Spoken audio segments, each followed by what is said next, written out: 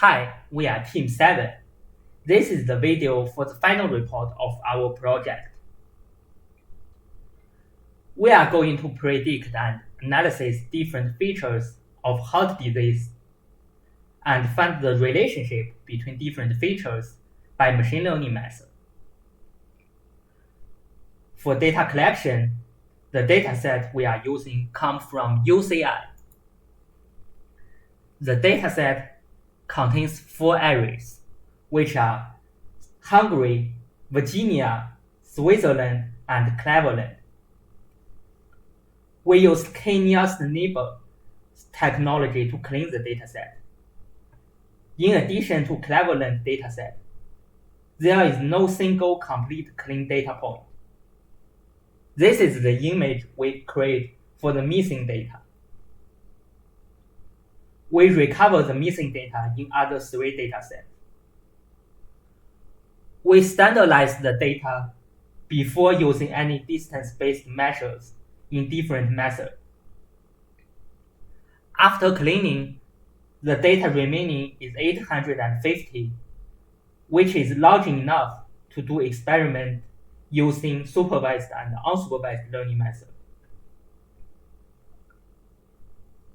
For visualization, we use Pearson correlation to get the confusion matrix of all 13 features.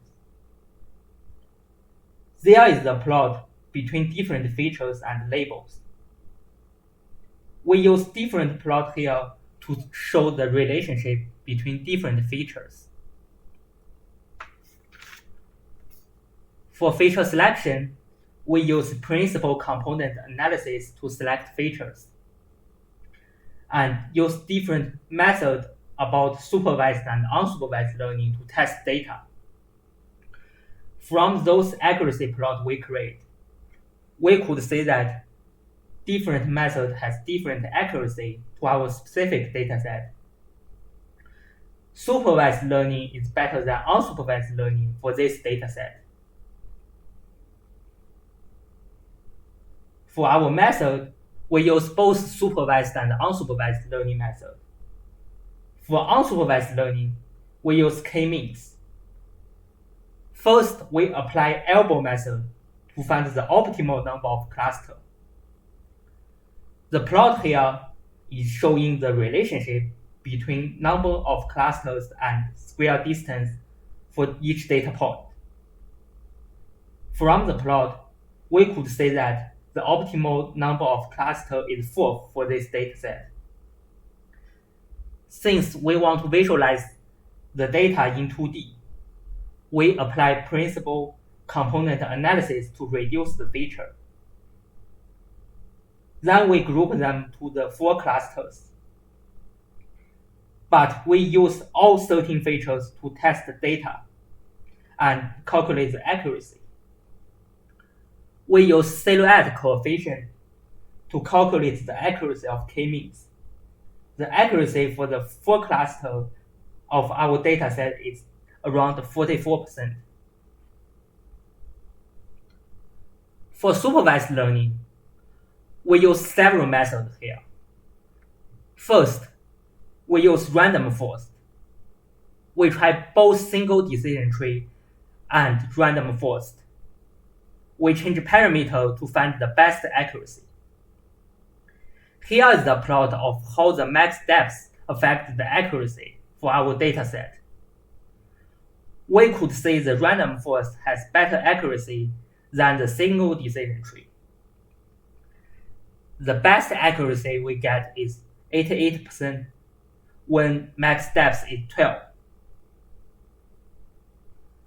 After that, we analyze the importance for all 13 features. The most important 3 features are chest pain experience, potency cholesterol measurement, and the slope of the peak exercise ST segment. For SVM, we use 4 different types of kernels, which are linear kernel, radial-based function kernel, polynomial kernel, and sigmoid kernel. The different kernel here has different accuracy. The best kernel for our dataset is linear kernel. The test accuracy we get is 78%. For neural network, the following structure is the best structure we found. By the number of iterations goes up, the training losses goes down and the accuracy goes up. After 40 iterations, the accuracy is 84% as the plot shows. For this project, we divide our work into each person. For data cleaning, we check the dataset and find a way to fill the empty entries of the missing data point. For visualization, we try different plots to visualize data. We use all features to train models and test data for both supervised and unsupervised learning. We get the best accuracy by using random forest, which is 88%. Since the accuracy is more than 85% and good enough to support our result.